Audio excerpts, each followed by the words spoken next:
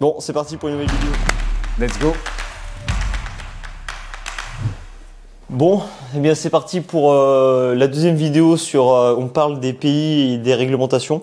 Donc si vous avez regardé le premier épisode, je vous invite à aller le voir si vous ne l'avez pas vu. Donc on a parlé sur la réglementation des Pays-Bas.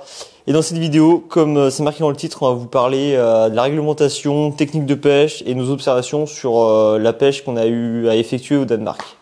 Donc déjà tout d'abord, ce qu'on va parler, c'est où trouver son permis de pêche. C'est la première question qu'on va se poser. Le permis de pêche, on va le trouver comme souvent dans tous les pays, ça va être sur Internet. Donc ça va se trouver sur le site de l'agriculture et de la pêche au Danemark. Je vous mets le site quelque part sur l'écran et je vous le mettrai sûrement en description si j'y pense. C'est là où on va pouvoir prendre votre licence de pêche, votre permis de pêche.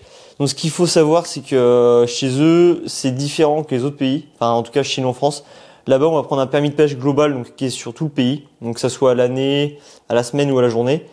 Et ensuite, par-dessus, il faudra payer des licences en plus. Donc ce qu'il faut savoir, c'est que le permis de pêche, la licence qui est journalière, elle va être à environ 5 €.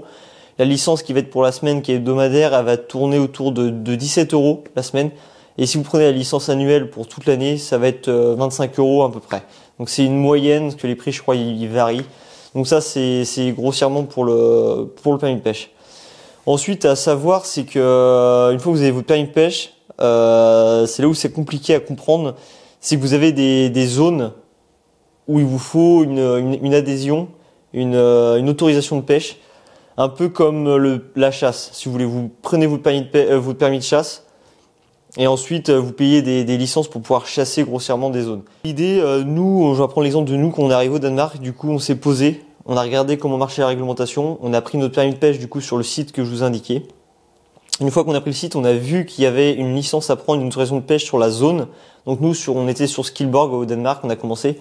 Et ce qu'on a fait directement, c'est qu'on s'est renseigné, on était en magasin de pêche. Et du coup, là, on s'est renseigné auprès de lui, comme qu'on avait notre permis. Il nous fallait juste une autorisation de pêche pour pêcher dans tout Skilborg. Et du coup, au magasin de pêche, on a eu l'autorisation de pêche et payé le petit supplément. J'ai plus les prix, parce que ça varie du coup selon les endroits. Mais ça reste quasiment un prix d'une semaine d'un permis de pêche, il me semble. Et en plus, pour vous aider, nous on l'a pas su directement sur le moment, mais il y a une application. Une fois que vous avez vos permis de pêche et vos autorisations, vous pouvez vous munir d'une application qui s'appelle Fishing in Denmark. Et sur cette application-là, vous allez avoir plein de renseignements. Donc je le connais pas, du coup on l'a pas utilisé, mais je sais que ça existe. On a eu l'information plus tard. Donc je vous invite à installer l'application et voir, et dessus vous aurez tout plein d'informations si vous posez des questions. Donc une fois que vous avez votre permis de pêche, dans le magasin, il va vous donner ce petit papier. Donc je l'ai plié volontairement parce qu'il y a toutes nos informations personnelles dessus. Mais grossièrement, il vous donne ce petit papier-là et c'est ça qui vous donne l'autorisation de pêche en plus de votre permis. Donc tous les lacs ne sont pas forcément autorisés à la pêche. Donc ça, il faut se renseigner auprès des associations de pêche qui sont là où vous voulez pêcher, tout simplement. Et après, les lacs, en général, les lacs, les rivières sont très accessibles. Donc ça, il n'y a vraiment pas de souci. C'est juste, il y a un petit bémol, c'est que quand même, il faut peut-être une embarcation. Donc nous, comme on a fait avec un flotte tube, donc c'est très bien déjà pour pêcher pas mal de zones. Le bateau, c'est encore mieux. Pourquoi je vous dis ça, c'est qu'il y a énormément de roselières qui s'étalent sur des fois une centaine de mètres. Donc forcément, pêcher du bord, ça devient compliqué. Moi, je vous encourage à prendre une embarcation avec vous, en louer une sur place, quoi. Donc pour la réglementation de l'ouverture et de la fermeture du carnassier au Danemark, ça va être, il va falloir vraiment aller chercher les informations auprès des régions et puis dans lesquelles vous pêchez. Et puis parce que ça peut tout simplement fluctuer en fonction des années, en fonction des régions. Et donc il faut vraiment aller chercher ces informations-là localement, quoi. Donc après, en général, pour le brochet, ça ferme en avril. Et puis pour le cendre, ça va fermer tout simplement en mai. Et bien maintenant, on va vous parler des techniques de pêche. Donc moi, je vais vous parler des techniques de pêche qu'on a élaborées pour pêcher à perche. Du coup, au Danemark, déjà, on a pu estimer qu'il y avait une très belle moyenne au niveau des perches. À chaque fois qu'on prenait des perches, quasiment à chaque fois, on avait une moyenne qui tournait à 25-27 cm. Donc c'était des perches assez conséquentes qui se nourrissaient très bien. Il y a beaucoup de poissons de fourrage, que souvent ils étaient quand même assez grasses. Et c'était vraiment top. Il y a une quantité de perches qui est monumentale. Moi, sur le séjour au Danemark, sur la semaine, je sais pas combien de perches j'ai fait, mais je pense que je suis facilement à une centaine de perches. Je les enchaînais. Car du coup, on les trouvait souvent entre les portions de lacs. Si vous voulez, il y a deux lacs et il y a toujours des jonctions de lacs. Ça fait comme des canaux, des rivières assez larges. Et là, on trouvait des concentrations de perches qui étaient monumentales, car du coup, il y avait déjà tous les blancs, tous les petits poissons de fourrage. Vu que l'eau était assez claire, on pouvait observer tous ces petits poissons-là. Et derrière, c'était des cartons de perches. On les enchaînait à la pelle. Et on n'a pas réussi à faire de sujet de plus de 40 cm, 50 cm. Après, on n'a pas cherché la perche non plus énormément.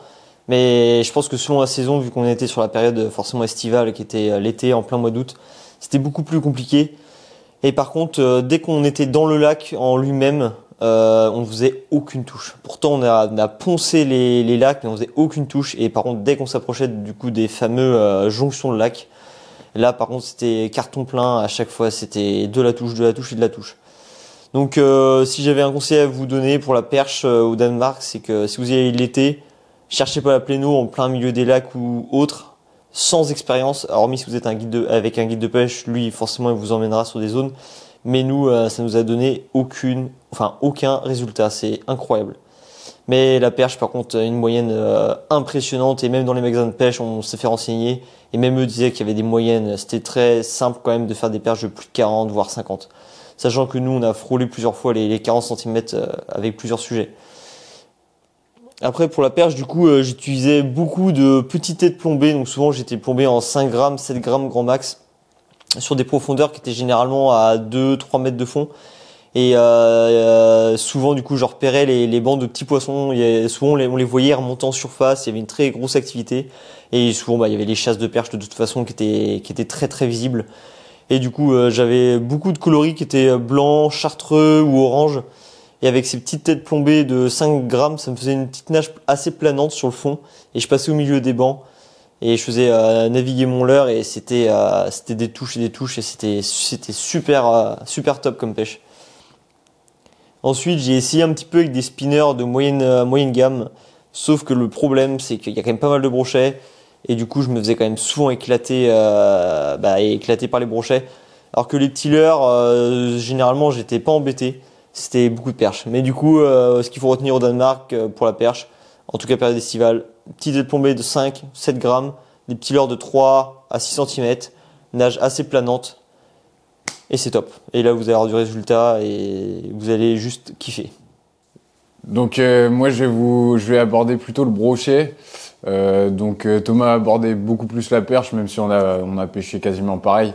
Mais voilà, je vais vous présenter le brochet, un peu la zone qu'on a exploitée. C'était notamment la zone de Skilborg. Donc c'est énormément de lacs qui se joignent par une portion de rivière. En fait, tous les lacs sont connectés, enfin la plupart des lacs. Et du coup, en fait, ça concentre tous les poissons à cette zone-là, que ce soit les perches, les brochets. Et c'est vrai que on s'est pas mal perdu au final dans des déserts, parce que pour nous, voir autant de rosolières, etc., c'était juste incroyable. Et donc on se disait, mais il y a forcément les poissons qui sont dans cet endroit-là, dans tous ces herbiers, mais pas du tout. En fait, fallait chercher les zones de courant où ça brassait un peu plus. Et là, on a commencé à faire des touches, balancer des leurres dans les herbiers, dans le courant où il y a tous ces poissons blancs. Et donc, pour le brochet, nous, ce qu'on a beaucoup utilisé, notamment pour cette saison estivale, c'était des leurres avec des palettes, principalement spinner, shutter. C'est bien shutter, Thomas ? Chatterbait.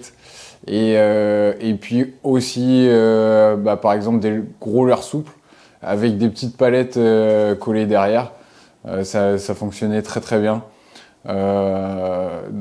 Après, c'est balancer dans les herbiers, vraiment dans les roseaux pour chercher le poisson, le sortir des herbiers. Ça marchait vraiment super bien, quoi. Après, vraiment, le rêve, c'est de sortir un brochet maîtré, mais pendant les saisons estivales, c'est comme en France. C'est très très compliqué de sortir des gros sujets. Et donc, moi, j'ai eu la chance d'en faire un de plus d'1 mètre. Mais faut vraiment aller les chercher. C'est pas si simple que ça de trouver les gros poissons, de les trouver aussi. Mais voilà, il y a une très très belle moyenne. Vous avez de quoi vous éclater et puis faire de la touche quand même. Et ben voilà, on conclut cette vidéo sur ça. J'espère que cette vidéo vous aura plu, on aura été plus ou moins assez clair. Je vais vous mettre tout le lien des vidéos dans la description.